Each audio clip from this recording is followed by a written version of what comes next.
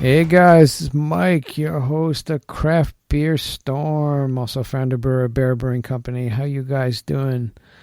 Today we are going to the Boston area and actually Vermont too. There's two breweries there. It's Harpoon Brewery, making great stuff in the Northeast. Actually, they distribute from Maine down to Florida, so they're all over the place. But they focus in on the New England area.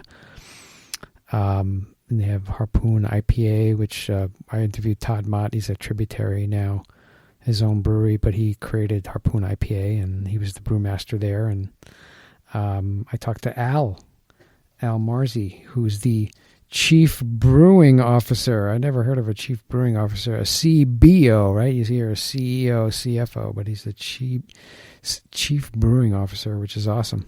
So he's in charge of the whole thing. But great conversation, but let's get to it. And we are here with Al Marzi, and he's the Chief Brewing Officer, the CBO of Harpoon Brewery in Massachusetts. They also have a location in Vermont. How you doing, Al? I'm doing great, Michael. How are you doing today? I'm okay. It's a little wet out today, but it's okay. We're talking about beer, so everything is good. Everything is good.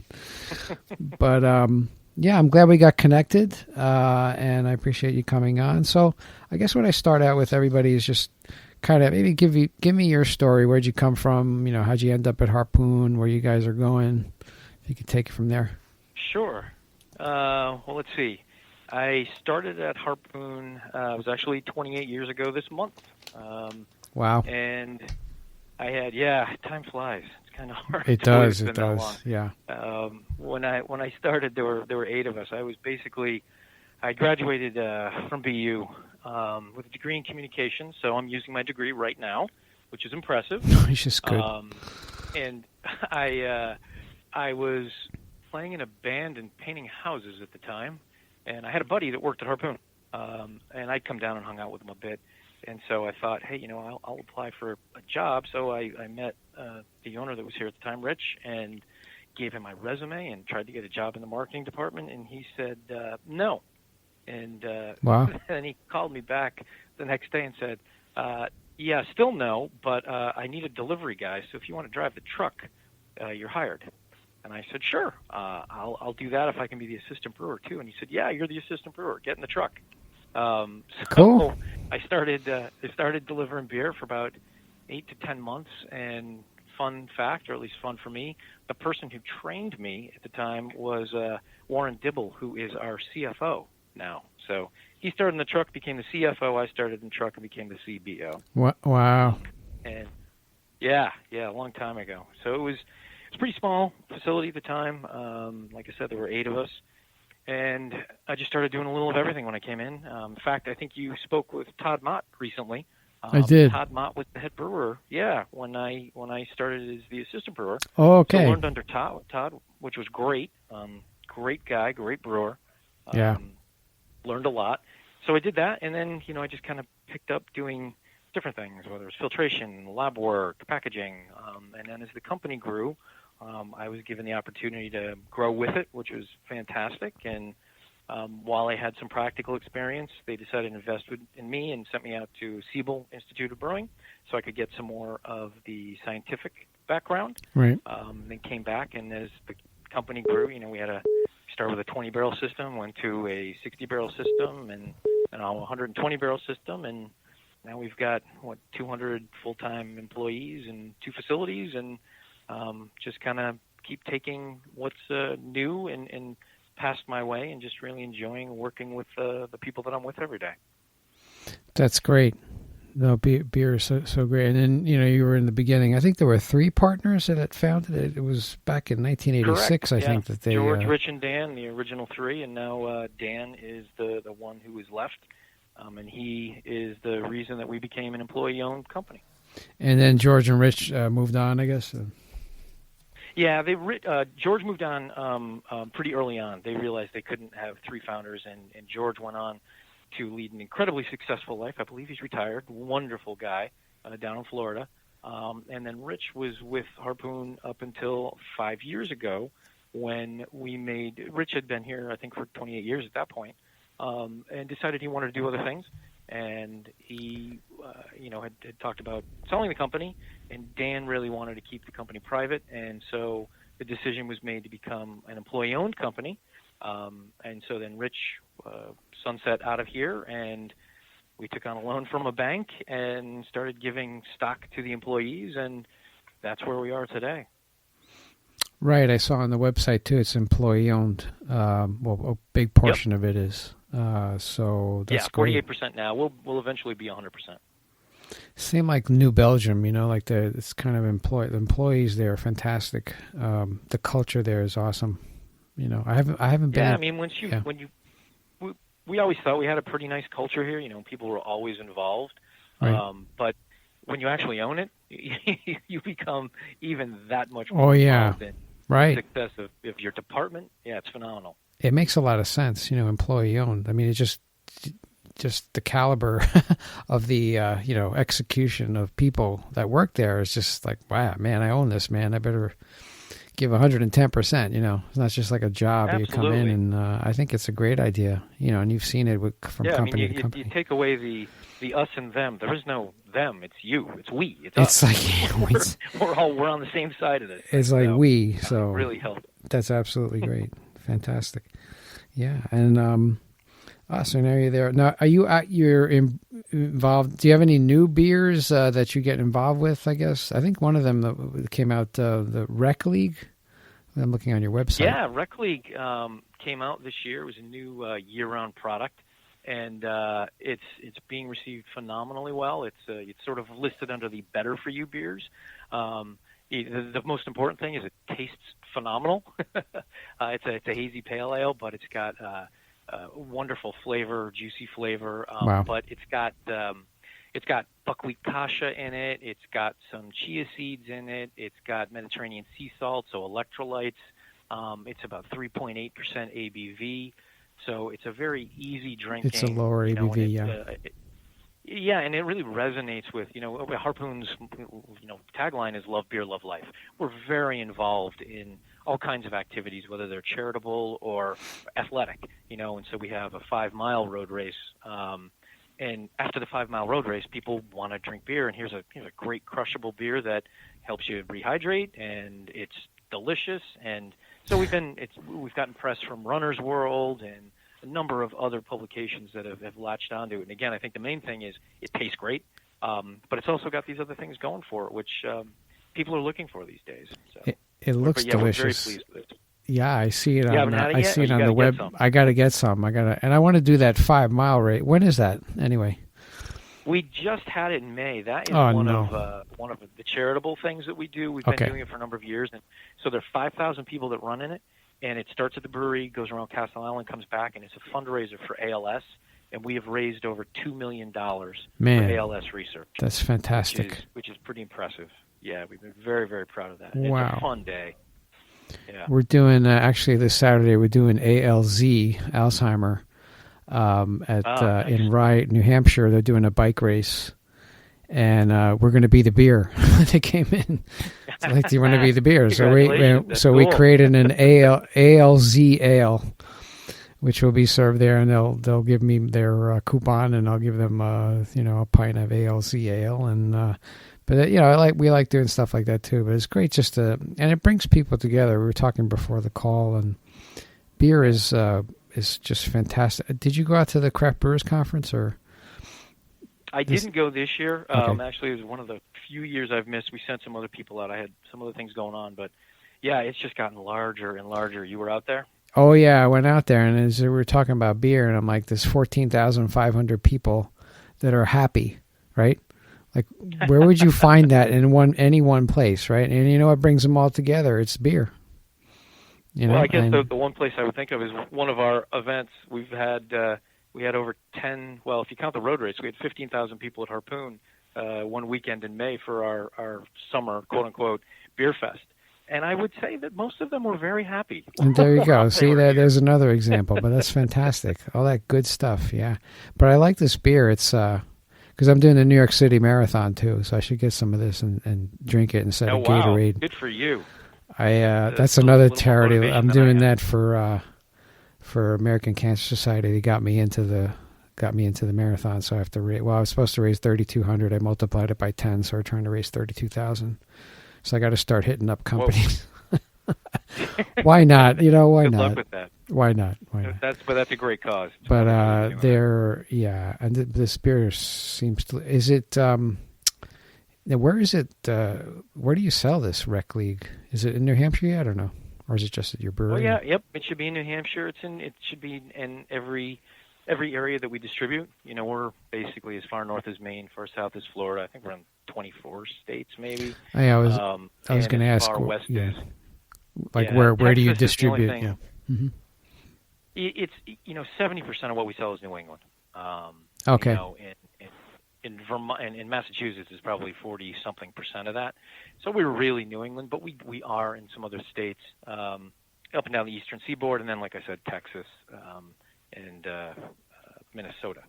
But most of what we sell is New England. Right. So you're kind of a regional, kind of brewery. You focus on New England, and Harpoon is huge up here, so they're all over the place. That's what that's why we picked up the defunct Catamount Brewery back in 2000, so that we had a brewery in Boston, we had a brewery in Vermont, and that really, kind of solidifies your New England footprint, and that's what we've always kind of represented. And that's interesting. So most of the beer, is it made in the Boston facility, or is it kind of split, or how does that work out? We do about a third of it in Vermont. Okay. And then it's divvied up. We have a can line in Boston, so all the cans come out of Boston, and most of the bottles come out of Vermont, and most of the draft comes out of Boston. But we do all of the same beers in both facilities. You do. So we brew a little of it in each place. Do you do a little bit more experimenting up in Vermont, or? No, actually, we do more experimenting in Boston because we put in a 10-barrel pilot system probably 10 years ago. So we're constantly working on that. We have a much smaller pilot system in Vermont that they use a lot, but we generate much more beer on the experimental side down in Boston. Well, 10-barrel, it's bigger than. Well, I have a 7-barrel, so that's your experiment. What's your? I guess it's all relative. No, I remember Smutty Nose was down the street, and they had a massive fermenters, and then they had like this one little fermenter there that was kind of like, oh, what's that for? Oh, that's like the wastewater. And that's like, that was the size of my fermenter. I'm like, that's great.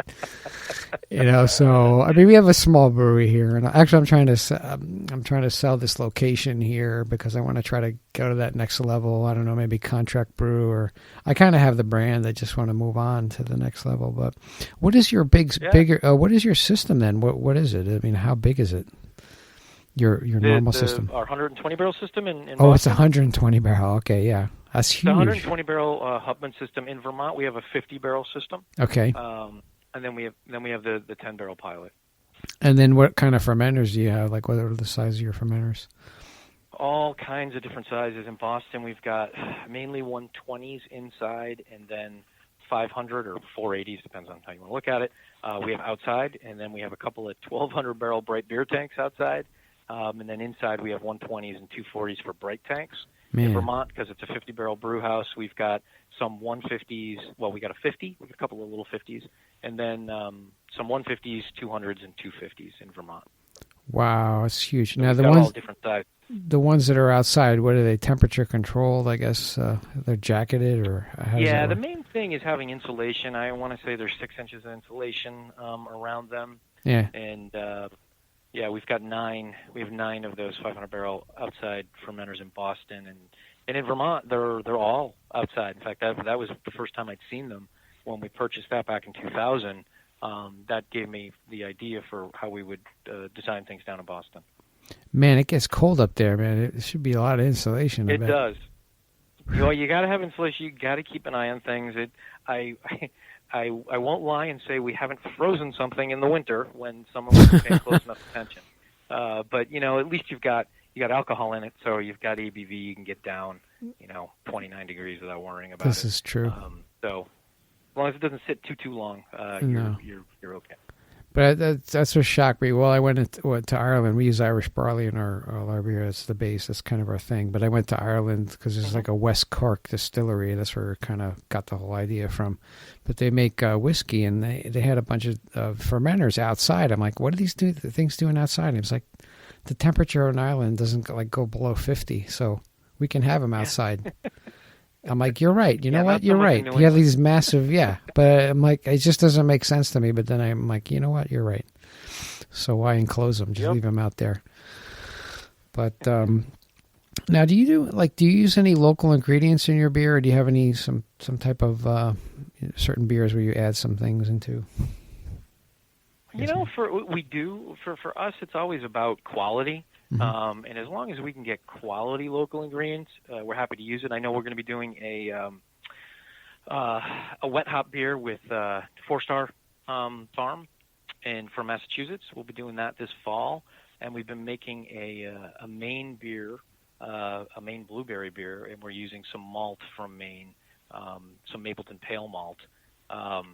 So whenever we can, we're happy to. As we were talking about different sizes of systems, you can't always get the volume that you need from a local ingredient. So again, as long as the quality's there, and thankfully there have been some very nice new hop farms and malt houses put in the area, and we've used a bit from each of them. But for the volume of what we need, most of it's still local. It's it's North American, or it's hops from Yakima Valley. But not necessarily right from Massachusetts. But we will be doing the wet hop from Massachusetts. That's interesting. Yeah. And I guess have there been any challenges that you've seen, like in terms of the whole craft beer dynamic industry, in terms of like your operations and, Well, I'd say, for the 28 years that I've been here, I think we've always had challenges. And it's the same pressures and same challenges. Can you make a quality product consistently? Can you be relevant? Can you make beer efficiently? And I would say that's always been there. Being able to get the right equipment so that you can make it, being able to hire the right people, so that you've got people that have ability and are good people making your product. And then there's reaching the consumer. And so I think that's probably been amplified, all of those issues. Or maybe on our side, we've got some really good equipment at this point, so that's less of an issue. And right now we've got some really incredible people. As I said, being an ESOP, we attract really the cream of the crop, so that's great. But staying relevant in this day and age with what have we got, 7,500 breweries in the country, going on 8,000, that's always a challenge. I'm sure you see it.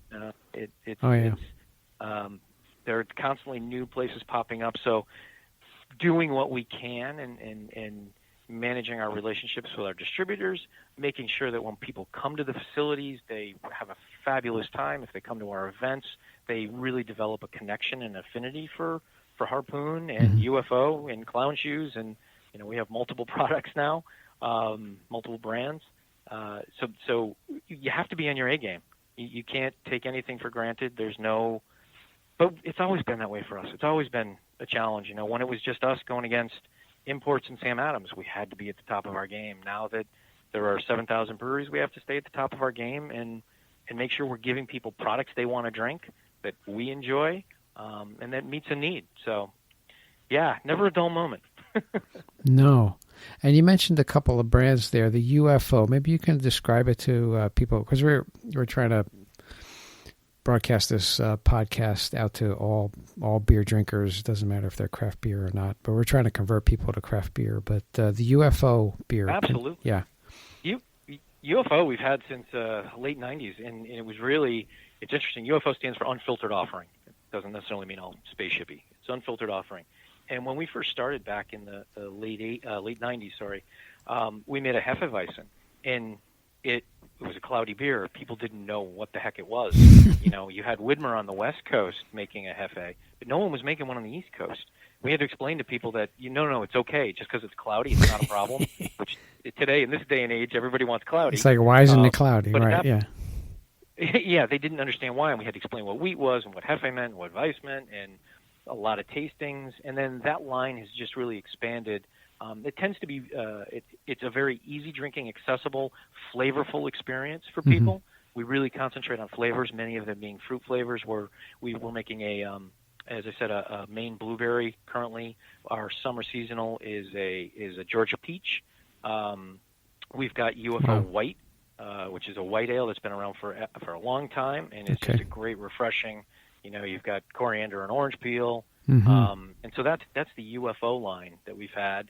And then Clown Shoes came under. So we keep talking about the Harpoon Brewery, which is what I'm sitting in right now, but it's the Mass Bay Brewing Company that we've always been the Mass Bay Brewing Company, and we own the brands of UFO, Harpoon, Clown Shoes, Arctic Summer, which is a seltzer we're making with Polar, and as well as City Roots Cider, which is just coming out next week.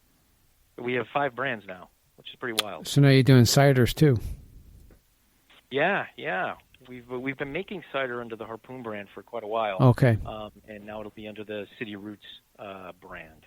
Okay. It's great. It's a nice. The one that we make the most is it's a very drinkable dry cider. It's not sweet, so it's very fresh apples that are pressed right here in Massachusetts from a great farmer friend of ours, and so that's coming out. And the Clown Shoes has been phenomenal. I don't know how much you know about Clown Shoes. Oh yeah, I know about Clown. It's awesome beer. Everything I've consumed from Clown Shoes is beer, fantastic. Awesome Yeah. It's been great working with them and Dan Lipke and Greg, and the barrel aging programs that they've had has been a lot of fun for us to be involved in now. Oh wow, that's great.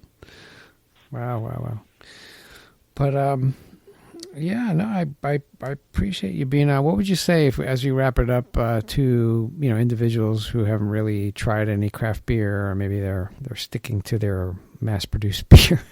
We're trying to convert people, but what would you say to them, in order to convince them to try craft beer at least, or go to your local brewery, or try some Harpoon? Oh yeah, I think that going to a local craft brewery is the first step. If you go into a package store and you go, I don't know anything about this beer, it frightens me, then I may not want to make that purchase and invest that amount of money. Go to a local brewery, and you're going to be able to sample a lot of small volumes of beer, and it won't cost you an arm and a leg, and you can see what you like and not be particularly frightened by it. If it's cloudy, the people there, I'm sure, will explain to you why there are different flavors and different textures and different colors in the beers. I mean, we do that. We've got the facility in Boston, and we've got in Vermont, in Windsor, Vermont, just south of White River Junction. We've got the Riverbend Taps, and the people that we have working in the beer halls are happy to walk you through the beers that we make, and they run the gamut. I mean, as you know, we don't just make chocolate or vanilla. There's all these flavors in between, so that just because you like mass-produced, a lighter lager, doesn't mean that you won't find something that one of your local breweries makes that you would find it just as enjoyable, if not more so. You might find your new favorite beer. You never know. Right? Absolutely. Until you try it. There's just so many different... You try. You got to get out there and try it. You got to get out there and try. I do like every Wednesday, too. I do 3 podcasts a week, but Wednesday we do... beer style. So I just go down the Great American Beer Festival list, and I just pick a different style each week and talk about it, just to try to educate people. Fun. Yeah, it's great, and stuff. Absolutely. Like tough job having to drink a new style of beer every Wednesday. I should try to do. I should include that, but I don't do that. But I talk about the beers that are examples of the style. Like I didn't realize that the Boston Lager was it's a Vienna lager. I'm like, okay. Yeah. There you go. Yeah. So you learn something new every day. But no, Al, I appreciate you taking the time out and chatting with us. You're making great beer. Harpoon's great. Solid footprint in New England. Good stuff. And happy to talk with you. Thanks for getting in touch with me. Yeah, if they want to get in touch with Harpoon, I guess, is there a website or? Yep, harpoon.com will get you to our website. You can find our beer finder right on there. So if you want to find out where our beer is, that works really, really well. And I would invite anyone and everyone down to either of our facilities, Boston, right downtown Boston, or in Windsor, Vermont, and we'd be more than happy to receive you and have you sample some of our beer. Awesome. I need to get down there. I haven't been. I got to go. You're welcome anytime. I will let you know. All right, Al. Hey, I appreciate you being on again, and we'll talk to you soon. Okay, Michael. Thanks a lot. Hey, that was Al Marzi, the CBO, Chief Brewing Officer. That's awesome. That's an awesome title. And of Harpoon, and they're making really good stuff. This new Rec League, I'm looking at pictures. I haven't had it yet, but I got to try it. It looks delicious. And actually, it's healthy for you. There's some healthy ingredients. He's telling me that, electrolytes, and like if you go running, you drink one of these beers, you're okay. So I got to do the marathon. Maybe I should bring some of these with me. Throw them in the backpack, or have one of those camel packs, pour it in, right? Drink it throughout the race. Should be good. I don't know. I think that'd be bad, but no, it's a lower ABV, so maybe it might be okay. I don't know. Anyway, Harpoon's making great stuff. They also have clown shoes, which they bought, and every clown shoes that I've had is delicious. And not sure if it's where you are, but I know it's in New England. And making cider too, which is good stuff. They have 2 great locations in Boston and also in Vermont, Windsor, Vermont. So go check them out if you're in the area. And that's what I have for you today. If you like what we are doing, if you like our podcast, please go on to iTunes, give us a rating, give us a review. It takes 2 seconds, and it helps us tremendously. It helps us more than you know, because it gets us up in the rankings, and it just blasts it out to more people. Apple sees this. There's a lot of brew podcasts that haven't done anything since 2015. I don't know what they're doing, but they're still ranking. I don't know what's happening. I do 3 a week. So get me up there. Get me in there. All right. That's what I have for you today. I wish you a great rest of the day. We'll talk to you on Wednesday when we do beer styles. Take care.